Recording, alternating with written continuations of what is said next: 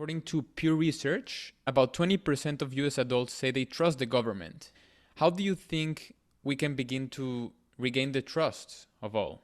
20%, I think, is high. It's usually lower than that in most polls. Same in Europe, and for good reasons. The government does not work for the people. People don't have to know all the details to understand this. They can see it in their lives. Yeah. So the answer to it is to get the government to respond to with people's needs and people's wishes. And you can do that. It's true that there are barriers, but they're not impenetrable. They can be overcome. And with the more that you have popular force behind you, the more you can overcome. Well, let's take a concrete example again.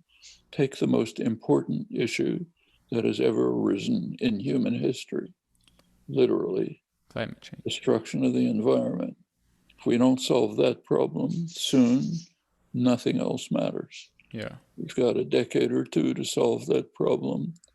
If we don't manage, everything is gone. Not in a day, but we'll be on an irreversible course towards self-destruction. That's the fact of the matter. Trump's policies were the most malicious in human history. He wanted to maximize the use of fossil fuels, to cut back any regulation which might mitigate their effects, meaning to race to the abyss in the interests of short-term profit for the masters of mankind. It's as simple as that. Well, popular opinion can be mobilized and organized to overcome this. And it's happening. Take Biden's climate program.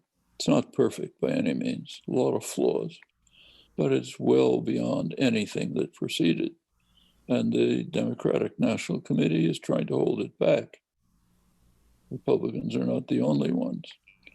The donor-oriented, Wall Street-oriented, Clintonite neoliberals don't want this kind of thing. So there's a struggle, but there's some success because of popular movements. Mm-hmm. Sunrise Movement, a group of young activists, managed to put some kind of Green New Deal on the legislative agenda. It's a big step forward. Biden's program, as I say, not acceptable as it stands, but a big step forward. So popular activism can overcome the Koch brothers network, the Republican Party, the Wall Street bankers, and can overcome it. It's happened before, can happen again. It's happening right before our eyes again. Yeah. Those are the kind of struggles that go on constantly.